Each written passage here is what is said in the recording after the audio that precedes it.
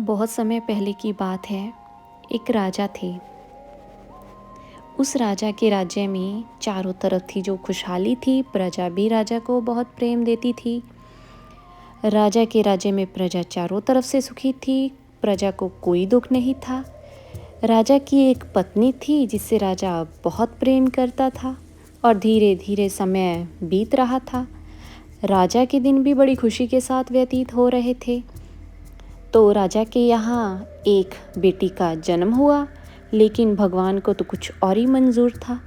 बेटी का जन्म होते ही रानी की मृत्यु हो गई, क्योंकि राजा था जो रानी को बहुत प्रेम करता था। राजा की हालत तो बिल्कुल पागलों जैसी हो गई। वह अपनी बेटी को बिल्कुल भी प्यार नहीं करता था, उसकी तरफ देखता भी नहीं था। राजा ने तो उसका नाम ही कुलक्षणी रख दिया कि इस कुलक्षणी के कारण ही मेरी रानी मृत्यु को प्राप्त हुई है, इसीलिए यह बेटी तो मेरे लिए कुलक्षणी पैदा हुई है। राजा को सबने समझाया कि देखो, जो होने को मंजूर था वह हो गया, क्योंकि रानी थी जो बड़ी ही धार्मिक प्रवृत्ति की महिला थी। भगवान शिव की बहुत पूजा पाठ किया करती थी। लेकिन राजा ने अपनी बेटी को ही रानी की मौत का जिम्मेदार मान लिया और वह अपनी बेटी से बहुत नफरत करने लगा। धीरे धीरे राजा सदमे में पहुंच गया। ना तो अब उसका राजकाज में कोई मन लगता और ना ही राजा किसी भी विषय में अपनी कोई राय देता। यह देखकर मंत्रीगण और सब रिश्तेदार सबको चिंता होने लगी कि अगर राजा इसी तरह से रहेगा तो राज्य का क्या होगा। पड़ोसी राज्य तो हमारे राज्य पर है जो आक्रमण कर देंगे, तो इस तरह से जो हमारा राज्य खुशहाल है उसकी तो मिटिया मिट हो जाएगी, इसकी तरक्की रुक जाएगी। अब राजा को खूब समझाया, लेकिन जो राजा था उसके मन से तो रानी की यादें निकल ही नहीं रही थी। राजा की पुत्री हमेशा रोती रहती, पर राजा उसे नज़र भर के कभी भी नहीं देखता। तो इसीलिए ही उसका नाम था जो कुलक्षणी पड़ गया। अब रिश्तेदारों और मंत्रियों ने सलाह की कि ऐसा कब तक चलेगा। उन्होंने राजा से दूसरा विवाह करने का प्रस्ताव रखा, जो राजा को सही लगा, क्योंकि रानी के गम को भूलने के लिए यह ज़रूरी भी था। और जो बच्ची थी उसको भी माँ की ज़रूरत थी, कब तक दासियाँ उसका पालन पोषण करती। लेकिन जब दूसरी रानी आई तो कहते हैं कि जब पिता ही प्रेम नहीं करता तो सौतेली माँ से क्या ही अपेक्षा रखनी। वह भी उससे नफरत करने लग गई। अब जो समय था वो धीरे धीरे बीत रहा था। अब राजकुमारी थी जो 1 साल की हो गई। राजा तो उसे कभी भी नहीं देखा करते थे और ना ही राजा का कभी मन पिघलता था उसे देखकर। वह तो हमेशा उसे नफरत भरी नज़रों से ही देखा करते। अब जो था राजा के यहाँ एक और कन्या का जन्म हो गया। इस बार था जो रानी सही सलामत थी और राजा बहुत खुश था, क्योंकि कन्या होने की खुशी भी थी और रानी भी बिल्कुल ठीक ठाक थी। तो राजा ने खुशी में खूब मिठाइयाँ बंटवाई, खूब अच्छे से था जो दूसरी राजकुमारी हुई थी उसका नामकरण संस्कार करवाया। उसका नाम राजा ने लक्ष्मी रखा। अब लक्ष्मी और कुलक्षणी थी जो दोनों ही साथ साथ बड़ी होने लगी। लेकिन राजा लक्ष्मी को तो बहुत प्रेम करते, लेकिन बेचारी जो कुलक्षणी थी वैसे वह हमेशा ही अपेक्षा की शिकार रहती। राजा तो उसे देखकर कभी भी खुश नहीं होता था। लेकिन समय अपनी गति से बीत रहा था। धीरे धीरे जो राजकुमारी लक्ष्मी थी उसको शिक्षा दिलाई गई। उसके राजकुमारी जैसे उसके सारे काम किए गए, लेकिन जो कुलक्षणी थी उसके लिए शिक्षा का कोई प्रबंध नहीं किया गया। बेचारी कुलक्षणी और लक्ष्मी में थोड़ा ही अंतर था, देखने में दोनों बराबर लगती थी। लक्ष्मी के जो कपड़े पुराने हो जाते उसे ही कुलक्षणी पहनती थी, क्योंकि जब पिता ही प्रेम नहीं करता था तो दूसरा कौन देखने वाला था।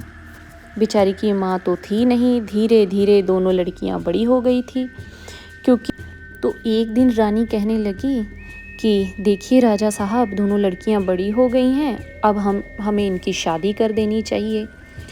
जो कुलक्षणी थी वह बहुत ही धार्मिक प्रवृत्ति की थी। क्योंकि उसकी तो माँ भी बहुत धार्मिक प्रवृत्ति की थी, वह बहुत भोले बाबा की जो पूजा पाठ किया करती थी। और जो लक्ष्मी थी, राजकुमारी थी, उसे तो बहुत ही घमंड था कि मेरे पास तो माता पिता दोनों का प्यार है।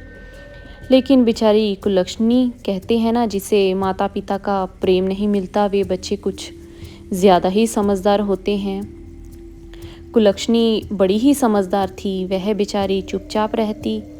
लेकिन जो लक्ष्मी थी वह हमेशा हमेशा उसे डांट देती। तो जो महल के लोग थे वह भी कुलक्षणी से बहुत हमदर्दी रखते थे। और राजा तो अपनी बेटी जो लक्ष्मी थी उसे देखकर फूला नहीं समाता था, और कुलक्षणी को देखकर तो वह रास्ता ही बदल लेता था। बेचारी कुलक्षणी जिसे तो कभी पिता का प्यार मिला ही नहीं, उसे अपनी आंखों के आगे आने भी नहीं देता था। राजा ने सख्त हिदायत दे रखी थी कि जब भी वह महल में आए तो ये जो कुलक्षणी है उसके सामने ना आए, इस बात का पूरा ध्यान रखा जाए। लेकिन चाहे राजा कितनी भी नफरत करता, बेटी की शादी तो करनी ही थी। एक दिन रानी ने कहा, राजा साहब, दोनों बेटियां बड़ी हो गई हैं, इनके लिए कोई लड़का तलाश किया जाए। राजा कहने लगा, हाँ रानी, विवाह तो करना ही पड़ेगा, और जितनी जल्दी हो जाए अच्छा ही है। इस कुलक्षणी का साया हमारे महल से जाए। रानी तो वैसे ही कुलक्षणी को नफरत करती थी, उससे ही सारे काम करवाया करती। वह तो चाहती थी कि कुलक्षणी हमेशा दुखी रहे। इसीलिए उसने कहा, राजा साहब, कुलक्षणी बड़ी है, पहले उसकी शादी कर दीजिए। राजा ने कहा, उसकी शादी क्या करनी, जैसी वह है वैसा उसके लिए लड़का देख लिया जाएगा। रानी कहने लगी, अरे राजा साहब, उसके लिए तो कोई भी अंधा भीखमंगा लड़का ही सही रहेगा। वह कहाँ राजमहलों में रहने के लायक है, जहाँ भी जाएगी वहाँ का बेड़ा गर्क कर देगी। यहाँ तो होते ही अपनी माँ को खा गई, अब ना जाने आगे चलकर हमें क्या क्या सुनने को मिलेगा। तो राजा कहने लगा, सही कह रही हो रानी साहिबा। राजा ने तुरंत ही अपने जो नाई और ब्राह्मण को बुलवाया सभा में, और उन्हें कहा कि कुलक्षणी के लिए वर की तलाश की जाए, किसी अंधे भीखमंगे की।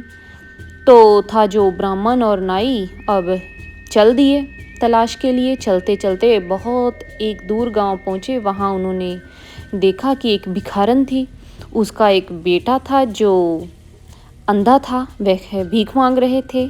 उनके पास घर के नाम पर था जो एक फूस की जो झोंपड़ी थी टूटी फूटी। ब्राह्मण उसे देखकर बहुत खुश हो गया, क्योंकि काफ़ी दिन हो गए थे उन्हें। तो उन्हें बहुत खुशी हुई कि चलो, जैसा वर राजा ने बोला था वैसा ढूंढने के लिए। तो वे भिखारन के पास गए और उसे कहने लगे, हम तेरे बेटे के लिए बहुत ही अच्छा रिश्ता लेकर आए हैं। वह पहले तो हंसी और फिर कहने लगी, भैया, क्यों मुझ भिखारन का है जो वो मजाक उड़ा रहे हो। भला मेरे अंधे बेटे से कौन विवाह करेगा। वह कहने लगा, अरे ना, हम तुम्हारे बेटे के लिए बहुत ही अच्छा रिश्ता लेकर आए हैं, और वह भी राजमहल से लेकर आए हैं। यह सुनकर तो भिखारन को विश्वास ही नहीं हुआ। वह तो तुरंत राजी हो गई कि चलो, राजमहल से बहू आएगी, चाहे वो कुछ भी ना लाए, चाहे वो जैसी भी हो, हमारा रिश्ता तो राजमहल से जुड़ ही जाएगा। अब नाई और ब्राह्मण उस अंधे के साथ कुलक्षणी का रिश्ता पक्का करके वापस राजमहल आ गए। राजमहल आकर उन्होंने सारी बात थी जो राजा को बताई, तो राजा को बहुत खुशी हुई। तो राजा ने उसका विवाह उस अंधे लड़के के साथ था, जो भिखारी था, उसके साथ कुलक्षणी का रिश्ता था जो कर दिया, विवाह कर दिया। और दान दहेज के नाम पर उस बेचारी को कुछ भी नहीं दिया। वहाँ से विदा होकर वो अपने ससुराल आई। महलों में रहने वाली, चाहे कुछ भी हो, थी तो वो राजकुमारी ही। जब अपने ससुराल आई तो उसने देखा कि एक टूटी फूटी झोंपड़ी है, बैठने के लिए सही से जगह भी नहीं थी। बेचारी ने आके भगवान से कहने लगी, हे भगवान, हे शंकर भोले, यह कैसी मेरी परीक्षा है जो ले रहे हो आप। मेरा पति मिला वो भी मुझे अंधा। कम से कम मेरा जीवन साथी तो सही होता तो हम दोनों मिलकर कुछ कर लेते, लेकिन जो मेरा पति है अब तो वही मेरे लिए परमेश्वर है। अब मुझे जो भी मिला है मैं इसके साथ ज़िंदगी निभाऊंगी।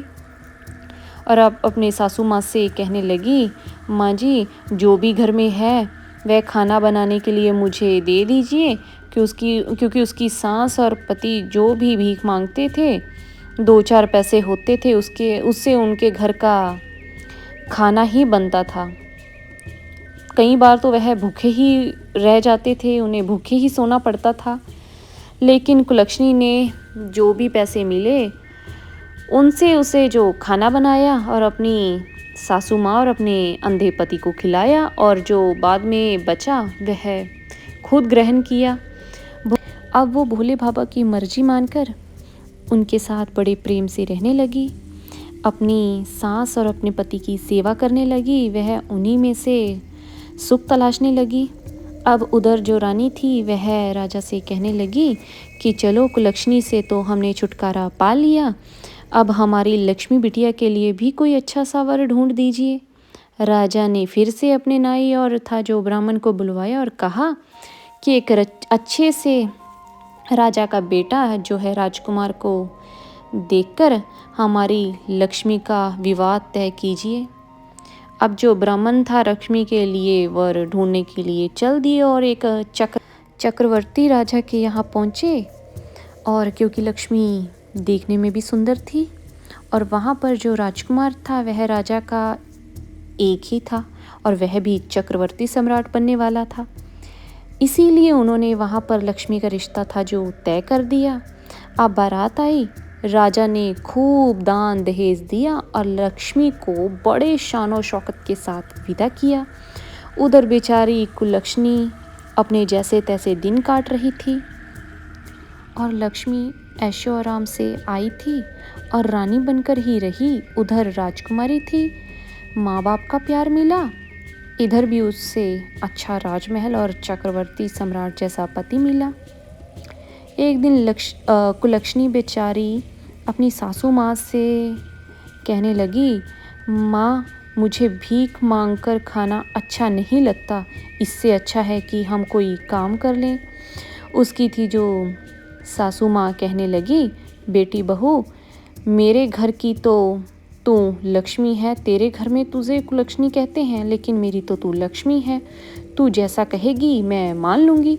वह कहने लगी, माँ जी इन पैसों से हम कुछ खरबूजे खरीद लेते हैं, गर्मियों का समय है, इस मौसम में है जो वो खरबूजे बहुत बिकते हैं, तो मैं इन्हें भेजूँगी और अपना बेचूंगी और इससे अपना गुजर बसर करेंगे, कम से कम हम अपने आत्म सम्मान से तो रहेंगे।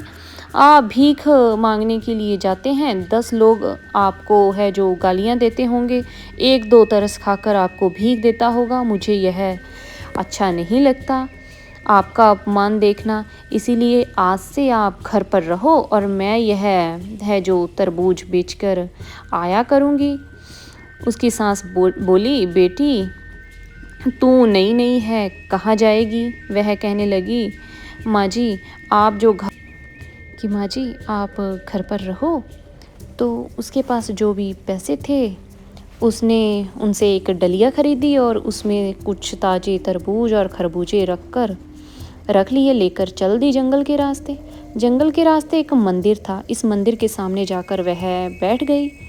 बड़े ताजे ताजे खरबूजे थे, गर्मियों में तो जो खरबूजे और तरबूज लोगों को बहुत ही पसंद आते हैं, इसीलिए हाथों हाथ कुलक्षणी के सारे तरबूज और खरबूजे बिक गए। अब उसके पास सिर्फ 2 ही खरबूजे थे जो वो बचे। उसी समय संयोग से माता पार्वती और महादेव जी उसी रास्ते से गुजर रहे थे। तो माता पार्वती कहने लगी शंकर जी से, देखो खरबूजों और की कितनी अच्छी महक आ रही है, यहाँ तक मुझे तो खरबूजा ही खाना है। शंकर जी कहने लगे, अरे पार्वती तुम किस चक्कर में पड़ रही हो, चलो कैलाश चलते हैं। अभी तुमने कहा था कि तुम्हें पृथ्वी पर भ्रमण करना है तो मैं तुम्हें घुमाने के लिए ले आया, और अब तुम कौन सी रट लगाकर बैठ गई हो। वो कहते हैं ना कि नारी हट जो होती है वो सब कुछ मनवा कर ही रहती है। वह कहने लगी, नहीं नहीं महादेव जी, मुझे तो इसी रास्ते से जाना है। देखो उधर खरबूजों की बड़ी अच्छी खुशबू आ रही है, कैसे ताज़े ताज़े खरबूजे हैं।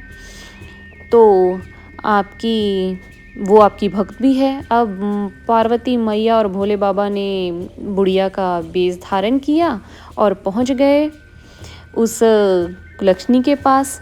उसके पास 2 ही खरबूजे थे। उन्होंने बिल्कुल ऐसा भेष बनाया कि फटे पुराने कपड़े थे उनके तन पर, बिल्कुल गंदे से जाकर कहने लगे, बिटिया हम भूखे हैं, क्या तुम कुछ खरबूजे खाने को हमें दे सकती हो? तो जो कुलक्षणी थी कहने लगी, आप बैठो, इतनी गर्मी पड़ी हुई है तो थोड़ा सा पानी पियो। पहले उसने भोले बाबा और माता पार्वती बने हुए बूढ़े को था जो पानी पिलाया और आराम से बिठाया और एक एक खरबूजा, जो उसके पास 2 खरबूजे बचे थे, एक एक उसने उन दोनों को दे दिया। माता पार्वती थी जो वो खाने लगी और कहने लगी, बिटिया हमारे पास तुम्हें देने के लिए कुछ भी नहीं है, हम कहाँ से पैसे देंगे? तो वो कहने लगी, खरबूजे तो हमने खा लिए हैं। तो अब कुलक्षणी ने कहा, मैया आज मैं खरबूजे बेचने आई हूँ और भोले बाबा की कृपा से मेरे सारे खरबूजे हैं जो बिक गए हैं। अब मेरे पास यह 2 खरबूजे शेष बचे थे, अगर आप इन्हें जो खा लिया है तो बड़ा पुण्य है। आप तो बूढ़ी माँ हैं, मेरी कोई माँ नहीं है। आपने मुझे इतने प्यार से बेटी कहा है, बेटी शब्द सुनने के लिए तो मैं तरस गई थी। कभी मेरे पिता ने मुझे बेटी का प्यार नहीं दिया। तब वह पार्वती बनी बूढ़ी माँ कहने लगी, बिटिया काफ़ी दूर से चलकर आई हूँ तो मेरे पैरों में बड़ा दर्द है। और पार्वती मैया वहीं बैठ गई और कुलक्षणी ने माता जो पार्वती थी उसके पांव दबा दिए। अब उसे क्या पता था कि यह तो साक्षात भोले बाबा और माता पार्वती हैं। वह उनसे कहने लगी, मैया लो, मैं तुम्हारे पाँव है जो दबा देती हूँ। वह बड़े प्यार से उनके पाँव दबाने लगी। ठंडी ठंडी हवा चल रही थी और माता पार्वती को वहाँ नींद आ गई। तो अब कुलक्षणी ने अपने आंचल से मैया के मुंह पर था जो तो हवा करने लगी ताकि कोई मक्खी मच्छर उन्हें परेशान ना करे, और भोले बाबा भी उधर लेट गए। जब पार्वती मैया की आँख खुली तो वो बड़े आश्चर्य से कहने लगी, बिटिया तू तो हमारी बहुत सेवा कर रही है, हमारे पास तो तुम्हें देने के लिए कुछ भी नहीं है। वह कहने लगी। अब कुलक्षणी ने कहा, मैया मेरी कोई माँ नहीं, तुम्हारी सेवा करके तो मुझे माँ जैसा अपनापन मिला है, ऐसे लगा जैसे तू मेरी माँ हो। अच्छा बेटी अब हम चलते हैं। जाते हुए वह कहने लगी माता पार्वती भोले बाबा से कि आपके पास क्या है, वो जो भी है उसे निकाल कर इसे दे दीजिए। तब भोले बाबा बोले, मेरे पास तो भांग धतूरा और विभूति यही है। अब सबको पता है कि भोले बाबा के पास तो विभूति और भांग धतूरा जैसी ही चीज़ें होती हैं। तो माता पार्वती ने विभूति निकाल कर और था जो कुलक्षणी को दे दी। कुलक्षणी बड़ी खुश हुई और उसने आंचल पसार कर वह विभूति ले ली और खुशी खुशी अपने घर चल दी। घर आकर अपनी सासू माँ से कहने लगी कि माँ, मुझे आज एक बूढ़ी माँ और बूढ़े बाबा की सेवा करके असीम आनंद मिला, और देखो आज मैंने खूब कमाई की है, मेरे सारे खरबूजे हाथों हाथ बिक गए। अब तुम्हें और मेरे पति को कभी भी भीख मांगने की ज़रूरत नहीं है। हम हमेशा मेहनत करेंगे और अपने भगवान भोले की कृपा से सम्मान की ज़िंदगी जिएंगे। अब हमें भीख नहीं मांगनी पड़ेगी। उसकी सास कहने लगी कि कुलक्षणी बेटा, मैं तो तुझ जैसी बहू पाकर निहाल हो गई हूँ। मैंने तो कभी सोचा भी नहीं था कि मेरे बेटे का विवाह भी होगा, लेकिन मुझे नहीं पता था कि मेरे बेटे के नसीब में इतनी संस्कारी बहू लिखी है। मैं तो भगवान की बहुत ही ऋणी हूँ कि भगवान ने मेरे बेटे की किस्मत में तुम जैसी बहू लिखी थी। माँ आज एक बूढ़े बाबा और बूढ़ी अम्मा आई थी, उन्हें मुझे यह भभूति दी है, मैं इसका क्या करूँ? तब उसकी सास बोली, बेटा अब जो उसका बेटा था उसे आने दे, वह जैसा बोलेगा तो वैसा तुम करना। अब उसका पति आया और वह कहने लगी, स्वामी आज मुझे यह विभूति दी है एक बूढ़े बाबा और बूढ़ी माँ ने, तो मैं इसका क्या करूं? तब उसका पति कहने लगा, एक काम करो, घर के चारों कोनों में इसे है जो वो बिखेर दो, तो जो बचे उसे संदूक में रख दो। पूरे घर में इसे है जो है वो चुटका दो, बाकी का जो हमारा तुलसी का गमला है उसमें डाल दो। वह बोली ठीक है। तो कुलक्षणी ने, क्योंकि शाम हो गई थी, तो चारों कोनों में उस विभूति को है जो वो बिखेर दिया चारों कोनों में, और जो बाकी बची थी उसे तुलसी के गमले में रख दिया और कुछ संदूक में रख दी। रात को खाना खाकर वह अपनी और सासू माँ को खिलाकर, अपने पति को खिलाकर और खुद खाकर जो सफाई करके सो गई। वह जब सुबह उठती है तो क्या देखती है कि उसकी झोपड़ी की जगह तो बहुत सुंदर महल बन गया। चारों कोने थे वो जो झनझना रहे थे, हीरे मोती चमक रहे थे, धन से तो घर जैसे फरसा गया था। यह देखकर तो उसे बड़ा आश्चर्य हुआ। वह अपनी सासू माँ के पास पहुंची और कहने लगी कि माँ जी उठिए, यह देखिए क्या चमत्कार हो गया है। उसकी सासू माँ ने आँख खोली तो उसने अपने घर को वो तो पहचान ही ना सकी। अरे कुलक्षणी बेटा, क्या हम तेरे मायके में आ गए हैं? आज तक तो तेरे पिता ने कभी मुड़कर भी नहीं देखा था, लेकिन मैं तो सोई हुई थी। मुझे यहाँ कौन लेकर आया? वह कहने लगी, माँ जी यह मेरे पिता का घर नहीं है, यह हमारा घर है। देखिए शायद यह भोले बाबा और माता पार्वती की जो है वो कृपा है कि उनकी कृपा से हमारा है जो भाग्य बदल गया है। देखो शायद वह बूढ़े बाबा और बूढ़ी माँ कोई और नहीं, साक्षात भोले बाबा और माता पार्वती थे, जिनको मैं पहचान नहीं पाई। वह कहने लगी कि भगवान साक्षात मेरे पास आए और मैंने उनको नहीं पहचाना।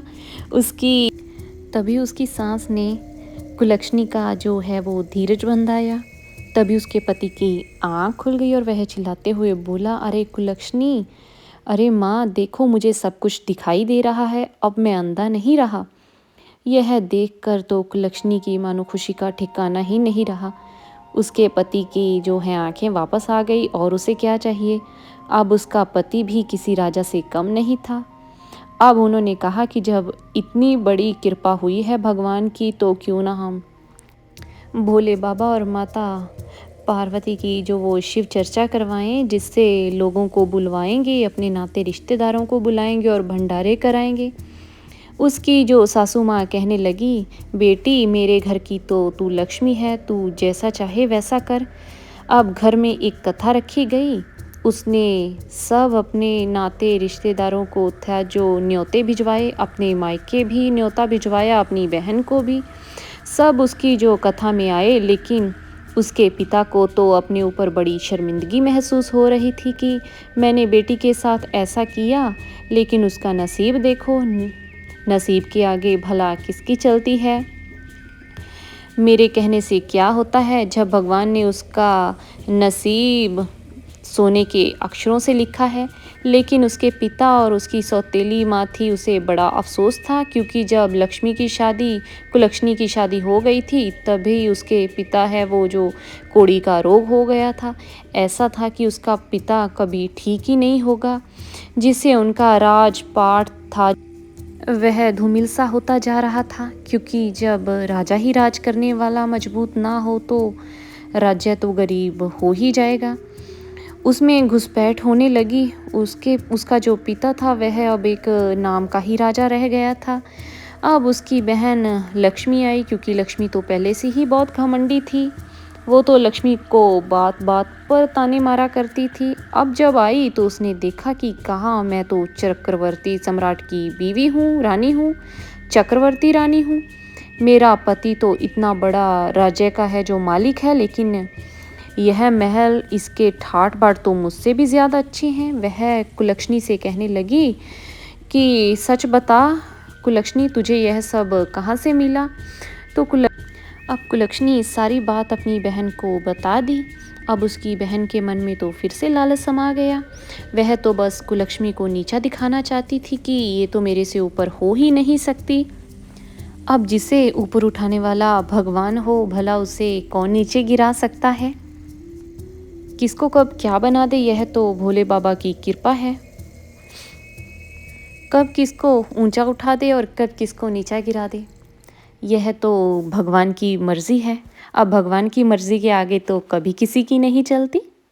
अब जो कुलक्षणी को देखकर उसकी बहन ने भी अपने पति से कहा कि देखो जी, मैं भी खरबूजे बेचने जाऊंगी। तो उसके पति ने उसे समझाया, लेकिन वह नहीं मानी। तो उसका पति बोला कि ठीक है, अगर नहीं मानती तो जाओ तुम भी।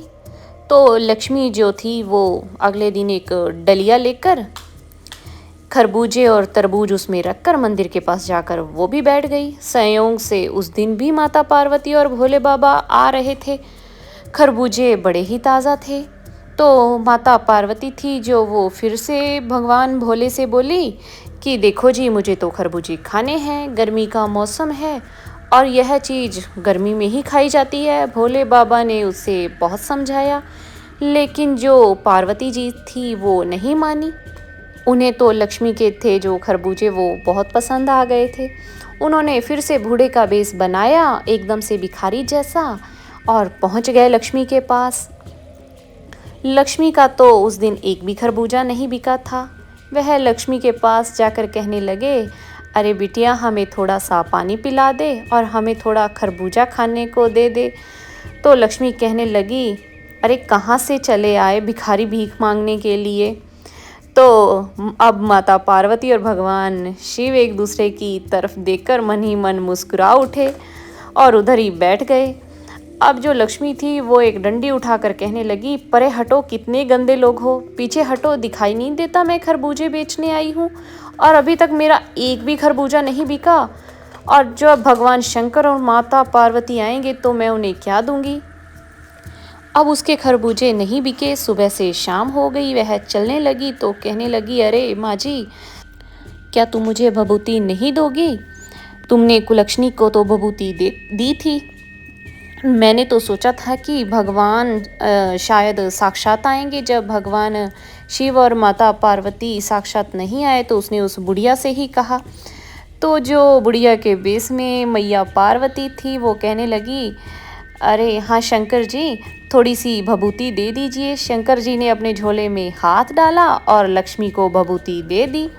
लक्ष्मी वो भभूति लेकर खुशी खुशी आ गई। घर आकर पति से कहने लगी, देखो जी, मैं भी भभूति लाई हूँ। उसने वो भभूति अपने सारे घर में छिड़क दी। अब वो खाना खाकर था जो सोने के लिए चली गई। उसे तो यही लग रहा था कि सुबह उठूंगी तो पता नहीं हीरे मोतियों के अंबार लगे मिलेंगे। पहले तो उसे सारी रात नींद ही नहीं आई। अब जब वो सुबह उठी तो वो क्या देखती है कि उसकी महल की जगह पर एक झोपड़ी बन गई और वहाँ पर कीड़े मकोड़े भिनभिनाने लगे। अब वो अपनी बहन कुलक्षणी को गाली देने लगी कि इसने मेरे साथ क्या कर दिया है। तब उसके पति ने उसको समझाया कि देखो लक्ष्मी, यह सब कुछ तुम्हारे लालच के कारण हुआ है। तुम्हारी बहन दिल की अच्छी थी, तुमने उसके साथ अच्छा व्यवहार नहीं किया। भगवान ने उसकी नीयत देखकर, उसकी भक्ति देखकर उस पर कृपा करी है, लेकिन तुमने लालच में आकर जो तुम्हारे पास था वो भी तुमने खो दिया।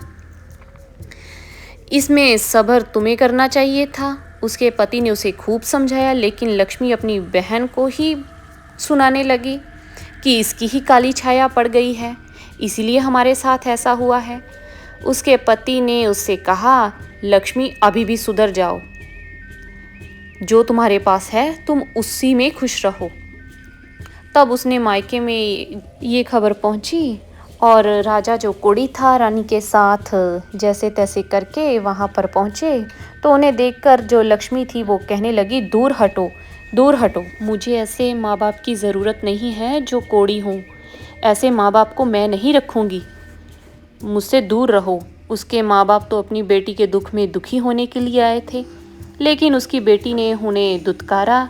और जब यह बात लक्ष्मी को पता चली कि उसके माता पिता भी दर दर के भिखारी हो गए हैं, उसकी बहन के साथ ऐसा हो गया है, उसका राजपाट है जो सब नष्ट हो गया है, तो वह लक्ष्मी के पास अपने पति के साथ आई और अपना आधा धन देकर अपनी बहन का है जो राजपाट था वो बसवाया और अपने माता पिता को अपने साथ ले गई।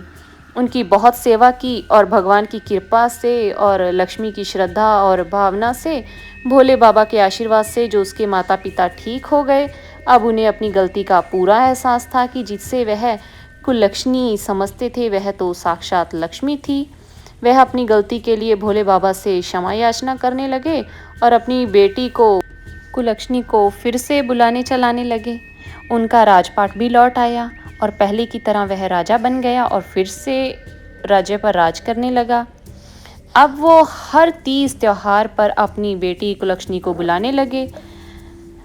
तो भोले बाबा की कृपा से जैसे कुलक्षणी को पीहर उसका मान सम्मान बढ़ा, ऐसे ही जो भी यह कथा सुने उसका भी, उन बहनों का भी मायके में मान सम्मान बढ़े। तो कैसी लगी आपको ये कहानी? अगर आपको ये कहानी अच्छी लगी तो हमारे चैनल छाप को सब्सक्राइब कीजिए और इस वीडियो को अपने दोस्तों के साथ, अपने परिवार के साथ ज़्यादा से ज़्यादा शेयर कीजिए, ताकि आगे भी हम आप लोगों के लिए ऐसी और भी कहानियाँ लेकर आते रहें। धन्यवाद।